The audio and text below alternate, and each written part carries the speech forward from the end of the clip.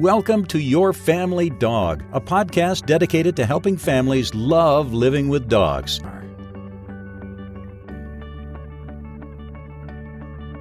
Hi, I'm Tina Spring, and I'm joined today with my co-host, Julie Fudge Smith at Your Family Dog Podcast.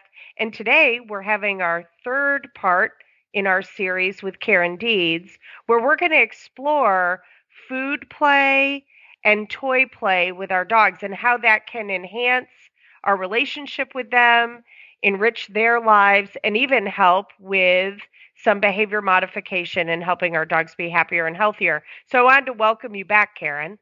Well, it is great to be back. So if I remember right, the very first installment we talked a lot about enrichment, and we used a lot of food. Yes. And that's kind of food play, but there's even a more active way that we can utilize food. And I think our second installment, we talked a lot about personal play. And that is, playing with your dog without food or toys. So this one, we're going to really focus on how can we make food more fun, and how can we play with toys a little bit more effectively. And I love playing with food. I'm kind of I don't want to say I'm a lazy trainer because I'm really trying not to be, but I have a very energetic border collie. And he likes to chase things. Shocker. He likes things that move. He's actually got some compulsive issues with vehicles. And it used to be that if he saw a vehicle, he would run and chase it if he could. But if he couldn't, he'd just spin in place. It's just lovely. So movement is a huge trigger for him, and not sometimes in a really good way. So I have to be kind of careful about how I play with him and keep things kind of low key to start with, because if I jack him up too much, I get in trouble. But food play is something that I can take that need to chase things and utilize it. And I spent about 8 days in Lubbock in December. And actually, I spent 8 nights. So it was 8 nights in a hotel room at the end of a hallway. I was at the very, very end. It was kind of like The Shining. And it's cold. I've got a border collie. He's spending most of his days in a crate while I'm teaching. And so I have to do something at night. And it's freezing cold outside. So I'm going, okay, I have a hallway. Awesome. I have a hallway. I can use that hallway. And I have a hotel room. It's a big hotel room. Yay. So I get out into the hallway, and I'm in the middle, and I toss a treat left. And he's on a long line, just in case. And I toss the treat right. And I toss the treat left. And I toss the treat right. And guess what he's doing? He's running to the left. He's running to the right. I'm standing in the middle of the hallway. Awesome. Guess who's getting exercise? It's not me. It's the dog. And guess what? I can start to interject here. Every time he eats that cookie, after about the 4th time, he's going, oh my God, every time I eat this cookie, you're going to throw a cookie the other direction, which means I have to run by you to get that other cookie. So now I'm going left to right to left to right. And as he's eating that cookie, I say, here. He comes to me and I say the word toss, which means I'm going to throw the cookie, and I throw it the other direction. He eats it. He's going to come to me anyway. So let's just interject that really little recall cue. Come here. Actually, I use here. He gets there. He starts running towards me. I say, toss, and I throw the cookie the other direction. And so I've created this pattern, and I've interjected the word here, because now here has amazing value. It means here means, oh my God, I'm going to run past mom, and I'm going to go get a cookie. And eventually I might start saying, instead of tossing the treat, here, he comes to me. I feed him when he gets to me. Then I say toss. So now he's coming to me and he's stopping. So I have just taken food play and turned it into a training session, and he didn't even know it. Yeah, right. Right. I've done something similar with a ball. I have 2 balls. Yes. And I'll throw one ball, and she'll bring it back, and she doesn't. I'll show her the second one, and I'll say drop it. She doesn't get the second one tossed until the first one is dropped. Right. As soon as she drops it, I throw the second one. And that's a whole nother skill about teaching dogs to fetch. Right. But then what I was going to say, what I added in is that every time she comes towards me, I do a particular whistle. Yes. So that this whistle is always associated with coming to me while we're having fun. And then I never use it unless I absolutely positively need her to come to me. And I will practice that whistle for months before I use it as a recall. Right. And it's always associated with having fun. So it becomes extremely strong. Classical conditioning at its best, right? Oh my gosh. Mm-hmm. So using food, I mean, tossing food is one thing. Another thing you can do with food is hide it on your body. Kneel on the floor and put it between your knees. Put it under your ankle. Put it between your legs so that the dog actually has to nuzzle to get to it. That engages a little bit of that seeking system. We may have talked about that in session 1. But this is a game that you can play. Even the shell game, right? Find a cookie under, which hand is it? Pick it. Now we have 3 cups, maybe, which is the one, where's the cookie? You think about those things as training exercises. Well, heck, they're just fun things that you can do with your dog. And especially, let's say you have a dog that has, maybe they're afraid of certain things, and you start playing this game and you start seeing the dog become a little bit less fearful, more happy. And then you may move that game into a place, like I think Julie was mentioning, going to the vet clinic. Your dog won't eat at the vet clinic because it's stressed. So we do personal play. But if we start doing some food play and have those games instilled at home, maybe if we start playing those food games in new places, the dog goes, oh God, this was that game we played, versus here's a cookie. Well, that's no fun. It's just a freaking cookie. But oh my God, if I had to chase it or I have to hunt for it, that makes me feel even better. So those are things that we might even insert into a new environment or a new scary situation. Not too scary, but enough where the dog goes, oh, we're playing that game and now we're in a closet. Wow. The vet office, the closet, right? Yes. Oh my God, we're still playing that game. I don't feel so bad in here. So those are little things that we can do with food. But the big thing I see is people that try to play with toys with their dogs and they get in trouble. I see so many people create resource guarding when they try to play with their dogs. So, yes. Yeah, that's a very good point. They give their dog a toy, right? They give their dog a toy. It's a little squeaky toy. They shred it. And of course, people are going, oh my God, he's shredding the toy. And so then why did you buy a toy that can be shredded if you didn't want it shredded? That's what they're for. And I that's my thought process. I mean, if I buy something with stuffing, I expect it to be shredded in 2.9 seconds. Between all of my 10 dogs, the one that likes to shred the most is my Chihuahua. He can't rip things apart, but once it's opened up, by God, he is destuffing. He's the God's sakes. Now, do you ever give him like paper towel tubes and stuff like that to shred? I have a picture of him as a puppy with a toilet paper roll, and he's just so cute. He's a little long-haired Chihuahua.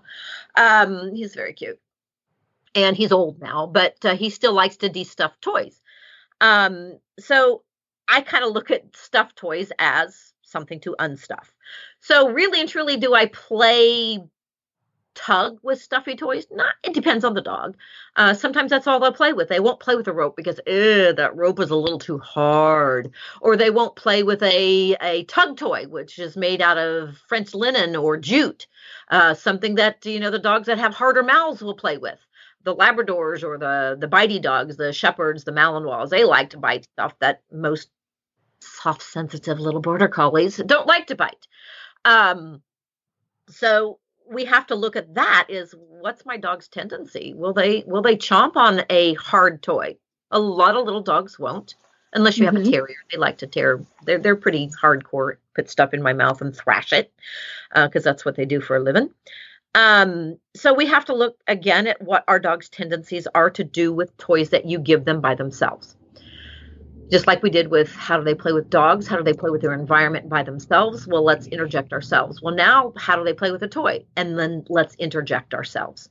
So I see people that take that toy and the dog starts to run away with it and they chase the dog. Well, that could be a game in and of itself until the dog goes, but you gave it to me, you're chasing me down, and I don't like you chasing me down. And now I'm on my bed where I want to chew my toy, and you want to take it from me. So again, I probably 5 dogs in the last 6 months I've had that were puppies that were all taught resource guarding through play. So I said, okay, so we're going to get 2 toys that are just alike. And you, Julie, you already mentioned this with the ball. Mm-hmm. We get 2 toys that are just alike, and we give one to the other dog, give the one to the dog, and we show them the other toy. And they drop that first one, we throw the second one. And then they play with that one for a little while. And if we can start to teach the dogs that when you give them toys, you're not always going to take them back, but that if they willingly give it back, they can get another toy that's just alike. Right. Right. So we start the concept of sharing without having to use food, the whole concept of trading. I know it's a very common process to teach trading. And with, you stole something here, let me give you a cookie and I'll take what you shouldn't have. I'll take the remote control. Thank you. Here's a cookie. And I know many dogs are going, I want a cookie. Here, let me go get the remote control. It's the same thing, right? You just chained. Let me pick up the remote control so I can go have mommy give me a cookie. Awesome. So that's something we can do. It certainly prevents the dog from chomping and chewing and destroying the remote control. But it might be teaching some dogs to just become, food whores and bring you things that they shouldn't have, your shoes, your remote controls, anything you drop on the floor, they bring it to you expecting a cookie. Not a bad problem because at least they're not destroying it. But again, another way we could look at that would be, okay, so if I take something from you or you bring me something, it doesn't always have to be food that I'm going to give you. Maybe it's the opportunity to play with another toy. So we teach sharing that way. And I start out typically with 2 identical toys of some sort. That doesn't mean that if a dog does get something, I actually do a really nice classically conditioned drop. I teach the word drop, throw food on the floor, drop, throw food on the floor, drop, throw food on the floor, drop, throw food on the floor, drop, throw food on the floor. They don't have anything in their mouth yet. They just hear the word drop and, oh my God, there's food on the floor. So what starts to happen, Right. Good old Pavlov, is he hears the word drop and they go, my mouth starts to what? Salivate because we're thinking we're going to eat. Ring the bell, feed the dog, ring the bell, feed the dog, drop, feed the dog, drop, feed the dog. So let's say my dog now has a stolen object. Maybe it is my tennis shoe now. And I say drop and the dog goes, pff, spits that tennis shoe out because he's thinking, his body is thinking, food's incoming, must spit out what's ever in my mouth so my mouth can prepare for incoming. So you've just created a really lovely way to teach your dog to drop things versus trading things. Again, just another method of solving your dog stealing stuff. It is still feeding the dog. But again, once you say you can condition that, drop, pretty soon you don't have to always feed it. You'll have to cycle around back to it again because if you don't continue to work through it, the conditioning does lose its effectiveness after a little while. That's been my experience anyway. And maybe that's because people don't do it properly in the first place. I don't know. But so we have dogs that really want to play with toys. Now they're not playing with toys for resource guarding issues. So let's say we want to actually play with our dogs with a toy. So let's say we get that ball, or we get that ball on a rope, or we get that tug toy, or we get that stuffed toy. I don't care what it is. I will tell you, if you have a dog that likes to shred things, you're probably not going to get a lot of interaction with you if you give it something to shred. If you want to play with your dog, have a toy that they have a harder time playing with by themselves. A tennis ball. My dog will sit there and chomp on a tennis ball. I did it just yesterday, 35 minutes. I walked around my room waiting for him to let go of the tennis ball. Walked around a room, and he finally went, after 35 minutes of just barely chomping the ball, I guess this isn't all it's cracked up to be. Remember, I have an obsessive compulsive dog with balls. So I made the mistake of using a tennis ball. It was too malleable. I have a very hard rubber ball that it only takes him about 15 minutes to let go. But I was lazy and I didn't get the black ball. I just used a tennis ball and I paid the price 35 minutes later. So Karen, after he dropped the ball, what did you do? I walked away. If he ever went back for it, I let him have it. I let him go. I'm done with the ball. I'm satiated. I don't need the ball anymore. And I walked away and I put him in his kennel and I gave him a treat. I was waiting for him to go, done. I didn't bite it out of his mouth. Right. I had just last night people with a Cavapoo puppy that's like 9 months old. He steals stuff. So he finds socks, he finds whatever in the house, and they've made it a fantastic game of keep away. And so my question to them was, well, what, and if you get food, he stashes the item, takes the piece of food, and then goes back to the item and takes off, like goes, ha ha ha, I'm the gingerbread man, and takes off again because, humans, primates are slow. So I said, okay, well, what happens if you just ignore it? And they were like, what? I'm like, does he eat the sock or does he just parade it around? And they're like, well, eventually he'll just put it down. I'm like, cool. You have your answer. Like, let him, if it's something safe, let him run around with whatever it is. You go on about your business. You could even make a big deal out of another toy. And when he leaves that object alone, be like, come on, let's go play outside. And when he plays outside, collect up the socks and make a mental note of like, we need to stow our stuff. But like they didn't realize that they were going to create resource guarding. And I do think that they would have. But two, that they were making finding stuff and keeping it away from their owner a great game versus a cooperative game. Right. And what I started out with is, I mean, it's really hard to, like I say, it's really hard to use toys as a reinforcer when it's a ball. You have one option, fetch. Chase the ball, bring it back, do a behavior, chase the ball, bring it back, do a behavior, chase the ball, bring it back. That's about all you have when you're playing with a ball. It's hard to play tug with a ball. So I at least want a toy that I can use. And granted, I am working with a sport dog potential, who is very toy oriented. And so I have created, there's words that mean you get to play with a toy in this particular way. And fetch is obviously you get to go, I'm going to throw the toy and you get to go get it, but you have to be able to bring it back. So what I was working on with this toy, because that is obviously his highest motivator, but it's the least useful for me. So ulterior motives here is I want to have a toy that I can utilize as a reinforcement tool or strategy. And a ball is just not going to give me as many strategies.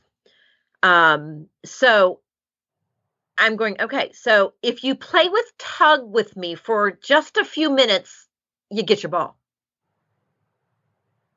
And that's what I said. I played tug with him for about a minute and a half with his tug toys. And then when he brought it to me, he let me have the tug. I said cash, which is now his marker cue for we're going to go find your freaking ball and you're going to obsess about it until you're done obsessing about it. And then we're going to go play tug again. So that's the sequence. And basically I'm pre-macking. You get to play tug. You play tug, you get to chew on your ball. You let it go, we play tug. You go suck on your ball. You play tug, you suck on your ball. Well, guess what's happening? Tugging has become more reinforcing. So I'm getting stronger tug and play with the tug toys and less time with the ball. Now, granted, I made the mistake of using a tennis ball because it was squishy. My black ball isn't as squishy. He doesn't squish with that near as long. And I've gotten him down to cash. I run over, I give him the black ball. He walks around for about 2 seconds, goes, and then he's like, can we play tug again? Because it's a lot more fun than sucking on a black rubber ball. So yay, win to me. Well, yeah. I was going to say, probably not everyone in our audience understands what the pre-mac principle is. So I was hoping that maybe you could explain that so that people understand what you meant when you say I've been pre-macking. It's like, did I miss something? Yeah, so basically what pre-mac is we call it grandma's rule, right? If you eat your broccoli, you can have the cake. Right. A lesser behavior is reinforced by a stronger More behavior. desirable. Right. More desirable behavior. So you can play tag with me, and then you get to suck on your ball. And actually, my dog is not a very food motivated dog. So I may have to be sadly going, if you eat this, we get to play with your ball. If you eat this, you get to play tug. Yeah, that's gonna not be fun. Not sure I need to do that, but we're working towards that because our food motivation is getting less and less and less, and our toy motivation is getting higher. But I need food to do precision work with. Anyway, but we're talking mainly about pet dogs. So I'm going to kind of go backwards a little bit and stop talking about so much sporty type stuff, but just basic play with your dog. I know there's a lot of people, and Chuck It makes a lot of money off of their little thing, right? That little Chuck It thing, because I throw like a girl. If I throw something, it normally ends up in the trees. Ask my husband. We probably have 3 balls in trees right now, and balls on ropes in trees. And so the Chuck It, you can throw that sucker a long, long, long, long way. That creates, and I honestly think that that's what had happened to my dog, as he lived in a 10-foot by 10-foot pen for the first 10 months of his life, 11 months of his life. And I think the only thing he had to play with was chasing cars and chewing on balls. That's all he had. And so he's a little compulsive about all that stuff. But I think that throwing the Chuck It can become also a compulsive thing. And I do know your dog needs to be physically fit to play that game, because that stopping can be really hard on shoulders, and the twisting to come back to you can be really hard on joints. So again, make sure if you're doing that kind of play that you're doing it on ground that's not concrete. It's not maybe a tennis court, something that's a little softer. Mm-hmm. So just a caveat there about that. Talk with your vet about that. Talk with a rehab person or something about how much is this going to affect my dog. But getting your dog to bring it back. Oh my God. That's the first thing, right? So, and Julie already alluded to this, 2 toys. I start teaching the dog to play fetch with the two food toss game. Toss left, toss right. It's a concept. Toss left, toss right, toss left. Right. Then I put the dog, I get that ball, I get identical balls, and I get in a small room where there's not a lot else going on. And I toss left and I toss right. So the first thing I do is I toss left. My dog picked it up and he threw it in the air 50,000 times, and he chased it. Every time it dropped, it moved. And I'm over here tossing my ball. That's all me and the ball all alone. And he's over there in the corner playing with his own little ball all by himself, because that's what he's done for 10 months, right? And he's going, oh, Mom, I didn't know you had a ball. That one looks like, and I'm bouncing it, but he's having a grand old time. Throwing it himself, he's good. Bouncing it, catching it, throwing it, he's just, I should videotape it. It's really was pretty dramatic. But now he's going, oh, but I can chase that one if you throw it, because he says, I can toss my ball and I can bounce my ball, but I can't throw it. Not well, anyway. And he likes to chase. Remember, he's a movement type of dog. So I'm over here tossing my ball, bouncing my ball, trying to get his attention and going, dude, look, I have one too. And so he comes over and I'm bouncing and tossing, and he goes, he spits his out, and I say, fetch, and I throw it the other direction. And then I pick that first one up, and he's over there doing the same thing with that ball. It didn't take long before he went, oh, the faster I bring it back, the faster I get to chase it. The faster I bring it back, the faster I get to chase it. Now, granted, he is very self-reinforced by throwing it himself. So I started with, that's why I found these very hard rubber black balls. They actually have a hole through them. So there is a little squish there, but they're hard black rubber, not the most desirable things to suck on, to chomp. So it was a little less fun for him. So that's what I started with, was that. And then I got to the point that he's picking that ball up, bringing it, dropping it at my feet. I'm throwing the other one. Fine. Awesome. Now guess what I'm going to do? If I want to now go to one ball, he drops that first one. I pick it up, fetch, throw it again. He's now learned that if I bring it back, you're going to throw it. In the beginning, I started with 2. Now I'm down to 1. Then I want to, okay, you drop the ball. I pick it up. The dog is staring at the ball. When are you going to throw it? When are you going to throw it? When are you going to throw it? Oh, I don't want. I just said fetch, and my dog's going, throw the ball, Mom. He's in the room. So I don't want the dog to be staring at the ball. I want to be able to utilize this maybe. So I wait for him to go, he's staring at the ball. He's staring at the ball. And finally he goes, hey, Mom, stupid, up there. What the heck's taking you so long? And he looks at me. And I go, fetch. And I throw the ball. Oh my God, I know how to make you throw the ball. I look at you. Awesome. Now I have some focus. Now I have a usable tool in a game that you make eye contact, fetch. Then we might proceed to eye contact, sit, fetch. Eye contact, touch, fetch. So we're using fetch as a marker, just like we would with a clicker in food. So now I have that. So again, this goes into training, but you don't have to make it that complicated. If you want to play fetch with your dog, fine. Just throw the ball. Don't have to do all these marker cues. But I have worked with, in fact, as a dog in Lubbock. The lady made the mistake. It's a German Shepherd. And she's lovely. But she would put the dog not in front of me. She put the dog behind me. I'd stand against the wall, and that dog would still shove it between my butt and the wall. It's still back there. She would put the ball behind me. I never got that resolved. But what I got was she would put it behind me. And the mom has basically for 2 years been kicking it, not picking it up and throwing it. So you can tell where this dog's focus would be on the ground. This dog was not ever going to give her eye contact. It took us about 20 minutes picking up the toy. She's literally staring at the ground going, but the toy's on the ground. I'm like, no, honey, it's in my hand. She's going, but it shouldn't be. It should be on the ground. And I'm like, no, honey, it's really in my hand. I'm gonna toss it again. So we created a dog, or she had created a dog that was very focused on the floor and had no idea that Mom was even part of this game. None whatsoever. So we created a dog. And guess what we did? We created a dog that was now going, okay, I have to look at you and you're going to throw that. The next step we did is we actually put the ball in a bowl on the other side of the room. And the dog is going, but the ball's way over there. I'm like, uh-huh. So a lot like I did with my border collie with the word cash, where I ran to the ball after he played tug. She's on the other side of the room. The dog looks at Mom. She goes, ball. And they run to the other side of the room, pick the ball up out of the bowl and throw it. So now the dog is not totally looking at the ball all the time.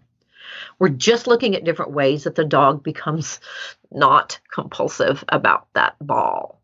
Because we do create that with some of these dogs. I have no idea if my dog's a victim of that. But I want things that are mutually reinforcing with playing fetch. Another game is tug. I love dogs to play tug.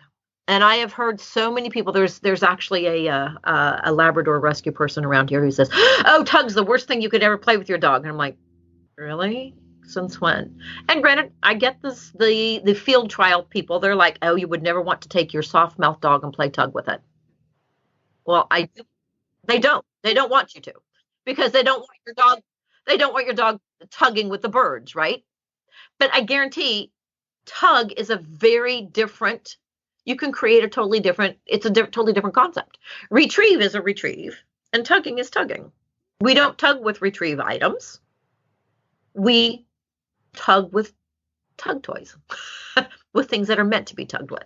Well, no, I get it. It's amazing to me how many really professional dog people, breeders, people who train gun dogs, like all these people have all these, I swear, they act like dogs are retarded. Like, do you really think your dog doesn't know the difference between a bird and a tennis ball? Because if that's the case, we might need to be breeding for some different stuff. Our dogs knew the difference about what was going to be happening in their lives based on what collar and leash we picked up. Absolutely. If you had a confirmation collar, they knew they weren't going to be sitting in that ring. If you had your obedience equipment, they knew they were doing obedience. If they were on a slip leash, they knew they were going to be doing herding or they were going to be doing agility. I don't understand why there are so many people who are like, oh, you can't possibly do X with your dog because it'll ruin some other completely different discipline. It's just, I'm like, y'all, they don't hit their heads that hard. They're not etch-a-sketches. Like, and granted, I do hear this all the time. Well, you would never want my dog to play fetch or to play tug with a child. Well, not with the child as the tug toy. Right. Good point. Good point. Right, So that would be ill-advised. But if we had a child and a dog who are building safe, appropriate games, playing tug, that's totally fine. Yes. Well, and it can be an extension of other games. I was thinking, like, in the last one, I talked about Gracie running around the yard and Zuzu chasing the toy. Well, when Zuzu would get a hold of the toy, then they would play some tug until Zuzu would just sit down. And then Gracie would sit down with her and they'd talk. I wish I knew what they were talking about because I couldn't. They were outside and I was inside. But then, she'd start running again. She'd grab it. And then sometimes, Zuzu would lead Grace. And sometimes Grace would lead Zuzu. And then sometimes they'd stop and they'd tug, tug, tug, tug, tug. And then they'd both stop. And I'm like, I have no problem whatsoever because there is 3.5 feet between my granddaughter's hands and my dog's mouth. Yes. Right. Tug on a rope. Man, that is just the best thing for kids. And granted, some dogs need to learn where to hit the toy. Like right now, I've transitioned my dog from a jute toy, or I'm in the process, because definitely balls are his things. But like I said, balls are hard to play tug with. So now I have a ball on a rope. And he is learning, I had to teach him that when I say strike, which is his cue to come take the toy and we're going to play tug with it, that he needs to bite the ball and not the rope part.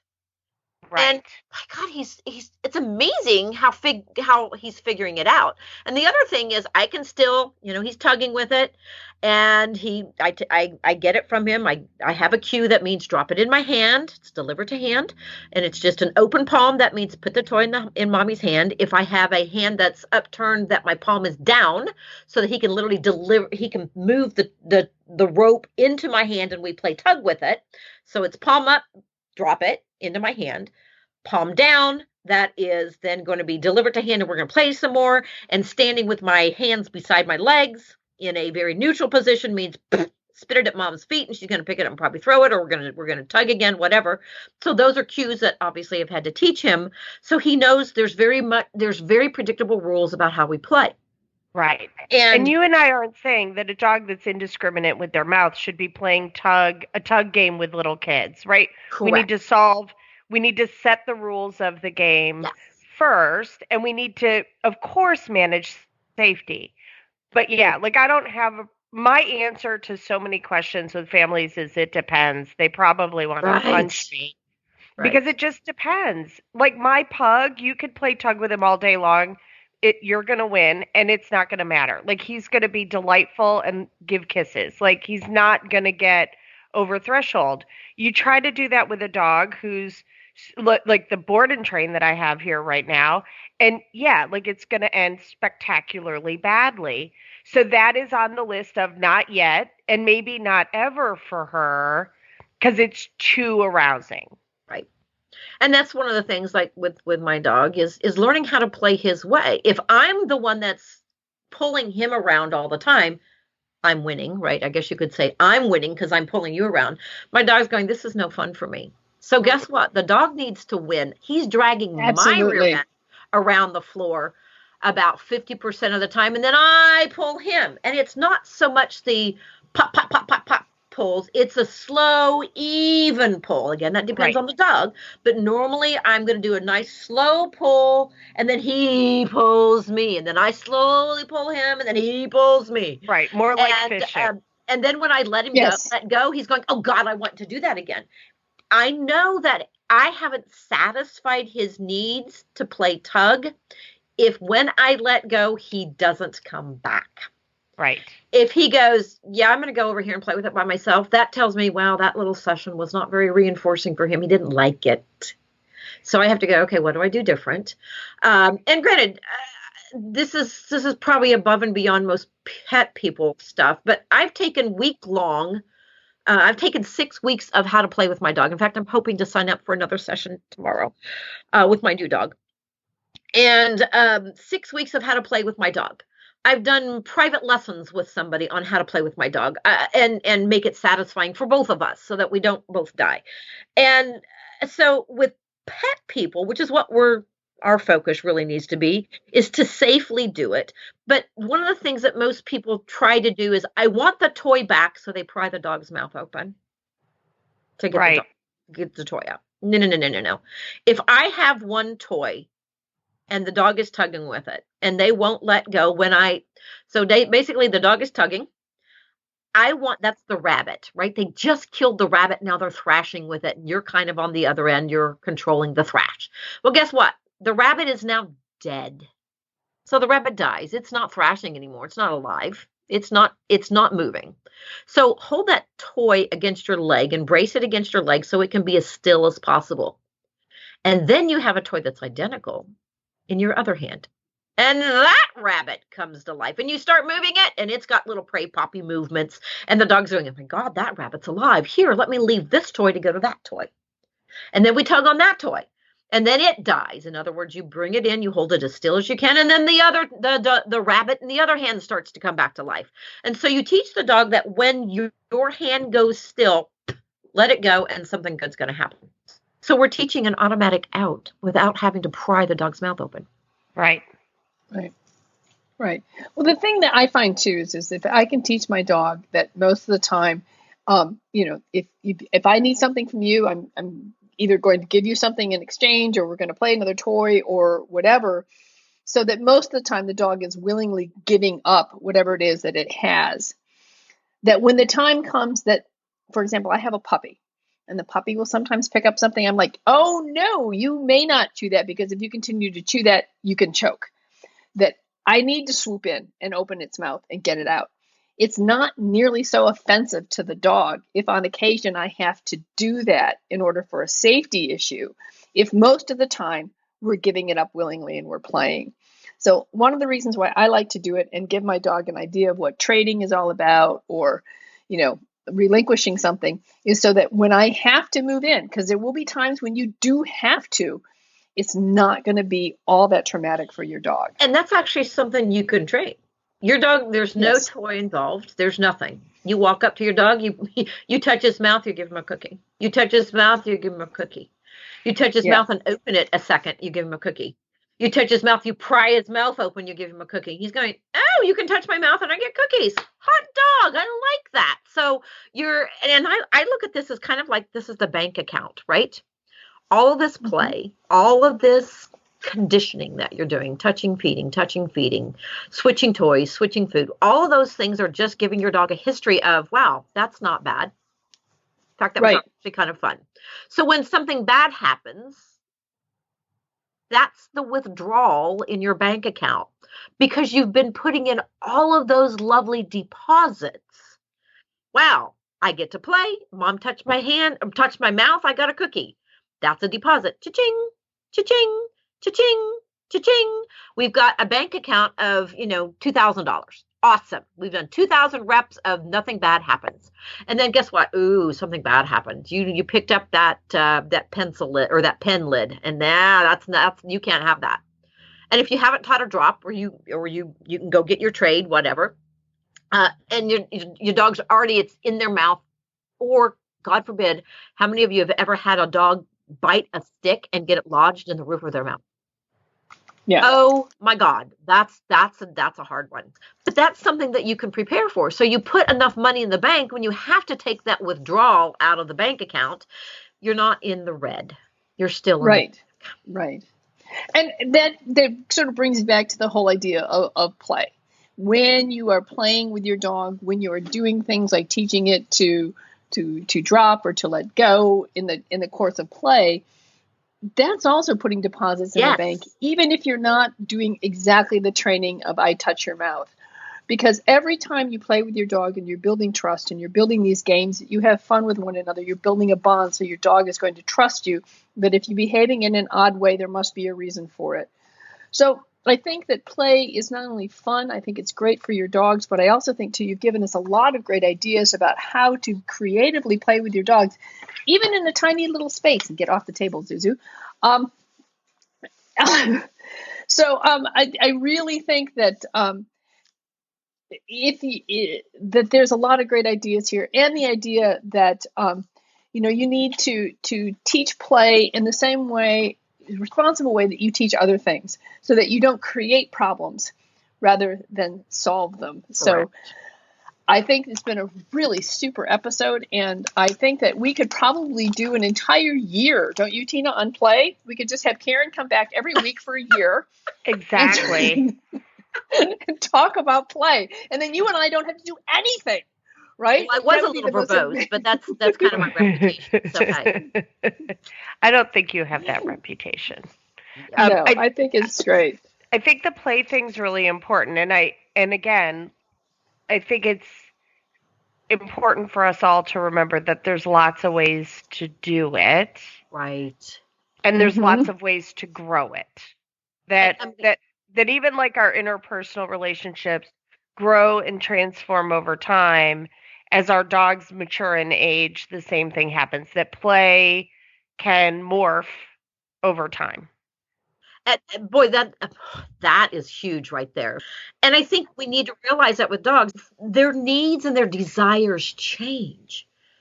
And I think that's really important. My little Chihuahua who loved to shred things, who's now 11 and starting to go blind a little bit, he shreds them, but he's not just the voracious shredder that he used to be. He's like, he pulls out half the stuffing. He's like, that was good. That was fun. Thanks, Mom. Appreciate it. But I'm done now. And so things change. Yes. And we have to be able to watch for our dogs, them where they are. Absolutely. And I think that's the summation. Well, I'll definitely try some of the play stuff with my kiddos. And I guess one of the things that you helped me with was recognizing that maybe more play is happening than I thought was happening. Just wasn't necessarily in the traditional way.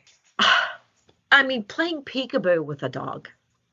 We do it with kids. Why can't we do it with dogs, right? That's one of the first things we play with infants, isn't it? Peekaboo! And they laugh hysterically. Well, guess what? Maybe that's all your dog wants to do with you. And, you go hide in the closet and you open the door and go, peekaboo! And the dog thinks that's just the best game ever. So yesterday I went into the guest room and the dogs actually didn't follow me for probably the first time ever. And I heard somebody, I wasn't sure who, coming down the hallway, one of the dogs. And so I ducked down behind the bed. Yes. And it was, I probably giggled, tried to do that stage giggle quietly, right? For 15 minutes. Because you could hear them all muttering to each other. I thought you were watching her. Oh, goodness. The mother is lost again. We're all going to starve, right? So they're up and down the hallway. Eventually, somebody was like, hey, we're dogs. We could use our noses and find her stinkiness. And when they eventually found me, it was hysterically funny. It was a really, really funny moment. And all I did was duck down behind the bed and waited for them. That's hilarious. And they thought that was hysterical. Now, your example of hide in the closet and jump out, I'm just not that big a fan of cleaning up excrement. Because my dogs would lose their marbles. They would be like, we were positive there's always been a dragon in that bedroom. But yes, it is. I think you make me feel better that I actually play with them more than I thought I did. Wonderful. I just do it in perhaps ways that work for our family. Yes. Then that's you. So you get your dogs where they are. Right. That's perfect. And I was also thinking something similar is that when you're talking about watching how your dogs play with other dogs, it's been delightful to watch Zuzu handicap herself for Clementine, my puppy. She, in fact, a behavior vet who we had over for brunch, took videos of them because she wanted to show to her students good play behavior between an older dog and a younger dog. But when you're talking about tug, I was going to mention this earlier, Zuzu will lay down so that Clemmy has a better chance of winning. Mm-hmm. Because if she stands up and braces herself, then basically Clementine is pulled around the yard. But if Zuzu lays down, Clemmy can dig in and pull, and every once in a while Zuzu will let her win. And so it was really fun when you said that, because I thought, I can learn a lot about how to play just watching how the two of them play and how an older dog can handicap.